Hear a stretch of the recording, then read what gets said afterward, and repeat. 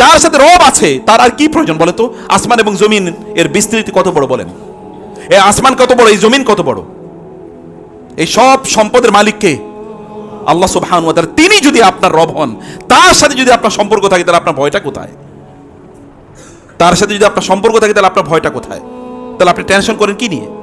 বরং আপনার তো উচিত ছিল রাজাদিরাজের সাথে, মালিকাল মুলক, যিনি সবকিছুর মালিক, তার সাথে সম্পর্কটা বাড়ানো, তার সাথে রিলেশনটাকে বাড়ানো, তাকে নিয়ে আপনার মর্যাদা। আমি আমার রবের অনুসারী, আমি আমার রবের বান্দা। আনা আব্দুক, আল্লাহ আমি তোমার বান্দা। ইবনু আব্দিক, তোমার বান্দার বান্দা, তোমার বান্দার ছেলে। ইবনু আমাতিক, তোমার মাদির ছেলে আমি। নাসিয়াতি বিয়াদিক, আমার এই যে মাথার যে চুলের অগ্রভাগ এর যে চুল, এগুলো তোমার হাতে, অর্থাৎ আমার সকল সিদ্ধান্ত তোমার হাতে। তুমি যেভাবে ইচ্ছা আমাকে সেভাবে চালাও আল্লাহ। আমি তোমার কাছে আমার নিজকে উফাউযু আমরি ইলাল্লাহ, আমি তোমার কাছে আমার নিজকে সুপর্দ করে দিলাম, তুমি আমাকে চালাও। ওয়ালা তাকিলনি ইলা নাফসি তারফাত আইন, আমার কাছে আমার ছাড়িয়ে দিও না, কারণ আমার মর্যাদা কি, আমার কল্যাণ কোথায়, এটা তুমি আমার চেয়ে বেশি জানো। অতএব তুমি আমাকে বিয়াদিকাল খায়ের। একজন মোমেনের তো এরকম একটা অবস্থা হওয়ার কথা ছিল। মোমেন ইনফেরিট, আল্লাহ বলছেন এত বড় একটা বিশাল বিপদ হয়েছে। এত বড় বিশাল বিপদ আমাদের জীবনে তো হয় না। আমাদের জীবনে আপনার বড় কেউ আত্মীয় স্বজন কেউ মারা গিয়েছে, ধৈর্য ধারণ করুন না। আপনার বড় একটা ব্যবসা লস হয়েছে, ধৈর্য ধারণ করুন না। হাউতাশ করে কি আছে? আপনার এক্সপেকটেশন, আপনার প্রত্যাশা অনুসারে কোনো কিছু পান না, আল্লাহকে বলুন না। আপনার রব কি নাই? আপনার রব কি মা নাই? তিনি কি মারা গেছেন? তিনি কি মারা যান? না। ওয়াল হাইয়্যু লা ইয়ামুত, তিনি তো জীবন চিরঞ্জীব, তিনি কখনো মারা যান না। তার কোনো দুর্বলতা নেই। লা তাখুযু সিনাতুন ওয়ালা নাওম। তাকে আমাদেরকে বলতে অসুবিধা কোথায়? তাকে আমাদেরকে বলতে হবে। আল্লাহ সুবহানাহু ওয়া তাআলা আমাদেরকে বিপদ দেন, কিন্তু বিপদের মাধ্যমে ওয়াল ইউমাহিসা মা ফি কুলুবিকুম, আল্লাহ আমাদেরকে তামহিস করতে চান। What is the meaning of তামহিস? তামহিস মানে যদি আপনারা জানেন, স্বর্ণ কিভাবে বাছাই করে জানেন? স্বর্ণ তো খনি থেকে সোনা বের করা হয়, কাঁচা সোনা বের করার পরে এর মধ্যে এই যে বিন্দু বিন্দু জায়গার মধ্যে কি থাকে, কারণ এটা তো তরল জিনিস, এটা বিন্দু বিন্দু জায়গার মধ্যে কি থাকে? খাদ থাকে। যে খাদ আপনারা বলছেন, এই বিভিন্ন মাটি অথবা অন্যান্য ময়লা খাদ পড়ে থাকে। তাহলে এটাকে বাছাই করে সোনা বানায় কেমনে? এটাকে ভয়াবহ গরমের মধ্যে এটাকে উত্তপ্ত করা হয়। উত্তপ্ত করার পরে এর মধ্যে যা খাদ আছে এগুলো সব পড়ে ছাই হয়ে যায়, এগুলো সব উপরের দিকে উঠে যায়। আর খাদ একেবারে নিখাদ সোনা, যেটা 24 ক্যারেটে, যেটা এটা নিচে পড়ে থাকে, তখন ওটা সোনা হিসেবে পাওয়া যায়। সোনা যদি, স্বর্ণ আপনি যদি এইরকম ভয়াবহ উত্তপ্ত আগুনে যদি এটাকে হিট না দেন, তাহলে তো সোনাই পাবেন না। তাহলে আল্লাহ সুবহানাহু ওয়া তাআলা আপনাকে স্বর্ণে রূপান্তরিত করতে চান। আফাহাসিবতুম আন তাদখুলুল জান্নাহ আফাহাসিবতুম আন্নামা খালাকনাকুম আবাসা আফাহাসিবাল্লাযীনা কাফারু আফাহাসিবাল্লাযীনা আমানু আই ইউতরাকু আফাহাসিবাল্লাযীনা কাফারু। আল্লাহ সুবহানাহু বারবার বলছেন আফাহাসিবান নাসু আন ইউতরাকু আন ইয়াকুলু আমান্না ওয়া হুম লা ইফতানুন, লোকেরা কি মনে করছে তাদেরকে আমি পরীক্ষা করব না? এই যে এরকম পরীক্ষা, ফিতনা শব্দের ফাতানা মানে হচ্ছে সোনাকে এরকম উত্তপ্ত আগুনে গলিয়ে তারপরে সেখান থেকে নিখাদ সোনাটা বের করা, স্বর্ণটা বের করা। অলংকার কিভাবে বানায় আপনারা দেখেছেন? কোন একজন অলংকার যারা বানায় ওদের দোকানে গিয়ে দেখেন, আপনি যখন তার কাছে স্বর্ণ নিয়ে যাবেন তখন এটাকে আগুনের মধ্যে উত্তপ্ত করে তারপর ওটা দিয়ে অলংকার বানায়। তো আপনি অলংকার হতে চান না? অলংকার আল্লাহ তাআলা যখন বানাবেন, আল্লাহর নবীর যদি এত বড় বিপদ হতে পারে, তাহলে আমাদের বিপদ হলে আমরা হতাশ হই কিভাবে? ওয়ালা তাহিনু ওয়ালা তাহজানু, এবং তোমরা দুশ্চিন্তাগ্রস্ত হইও না। হাজানুন, হাজানুন মানে হচ্ছে যখন আপনার বিপদ, এত বিপদ আপনার এসছে যে আপনি এখন অবাস হয়ে গেছেন, একেবারে পাথরের মতো, বলে না অধিক শোকে অল্প শোকে কাতর, অধিক শোকে পাথর, এটা হচ্ছে হাজান।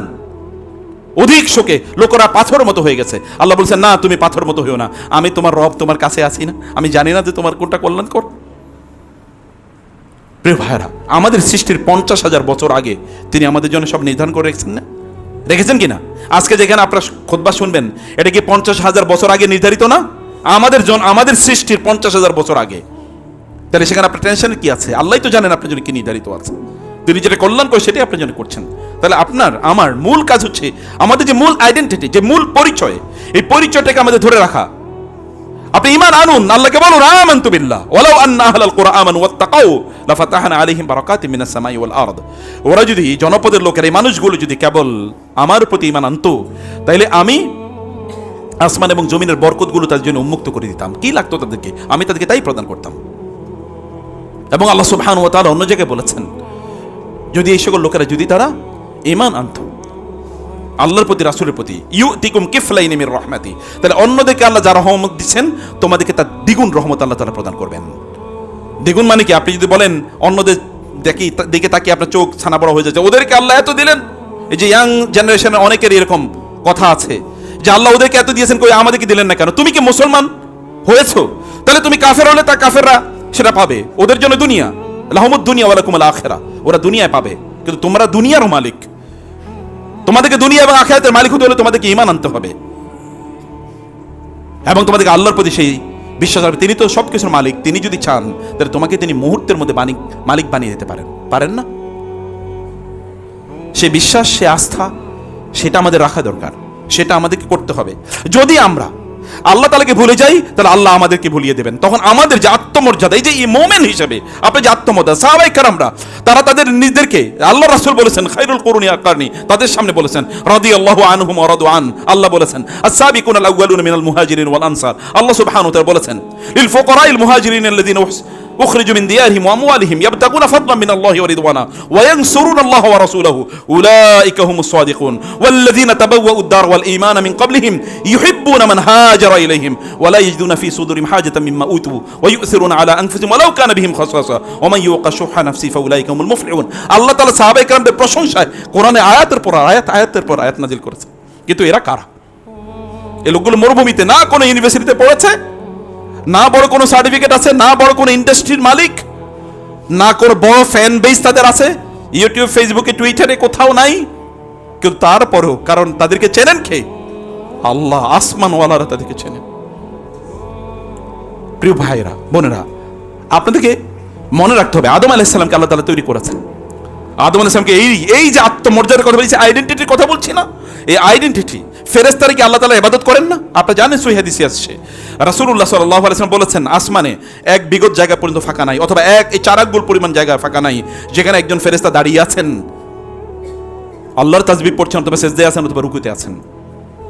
এমন কোন জায়গা ফাঁকা নাই যেখানে একজন ফেরেশতা, কত বিস্তৃত আকাশ, তার কত বিলিয়ন ট্রিলিয়ন ট্রিলিয়ন ট্রিলিয়ন ফেরেশতা আল্লাহর ইবাদত করছে, কত ট্রিলিয়ন ট্রিলিয়ন ফেরেশতা আল্লাহর ইবাদত করছে। সেই ফেরেশতাদেরকে আল্লাহ সুবহানাহু ওয়া তাআলা নির্দেশ দেন না আদমের জন্য সিজদা দিতে? দিয়েছেন কিনা? তো এই আদমের জাতি না আপনারা? এই আদমের জাতি তাহলে অন্যদের কাছে কিভাবে আত্মসমর্পণ করে? তাহলে এই আদমের রক্ত যার শরীরে আছে তারা কিভাবে ইনফেরিয়রিটি হয়? তাদের আদর্শ কিভাবে তারা ভুলে যায়? তারা কিভাবে দুর্বল হয়? তাই তো দুর্বল হওয়ার কথা ছিল না। মূল প্রবলেম হলো আদমের সেই চরিত্র আপনাদের মাঝে নাই। আলাইহিস সালাম, আদমের সেই চরিত্র আমাদের মাঝে নাই। আদমের চরিত্র কি? আদম আলাইহিস সালাম আল্লাহ সুবহানাহু ওয়া তাআলাকে চেনেছেন, তিনি আল্লাহর জন্য আল্লাহর কাছে তার আত্মসমর্পণ ছিল।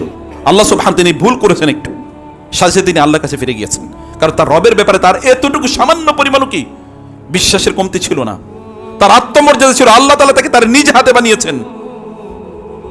খালাকতুকা বিয়াদাই, আমার নিজ হাতে আমি তোমাকে বানাইছি। আল্লাহ বলেছেন ওয়া নাফাকতু ফীকা মির রূহি, তোমার মাঝে আমার রূহ আমি ফুঁকে দিয়েছি। আল্লাহ সুবহানাহু ওয়া তাআলার স্পেশাল সৃষ্টি, সেই সৃষ্টিরই বংশধর। আপনাদের বাপ দাদার যদি রাজা অথবা এলাকার জমিদার থাকে, আপনি তখন বলেন আমি আমার রক্তে জমিদারের, আমার শরীরে জমিদারের রক্ত বইছে। তাহলে এই জমিদার কে? এর চেয়ে বড় জমিদার কে?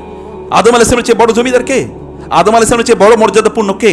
সে আদমের রক্ত যাদের মধ্যে আছে তারা অন্যদের কাছে আত্মসমর্পণ করে কিভাবে? তাদের মর্যাদা, সে আত্মমর্যাদা গেল কোথায়?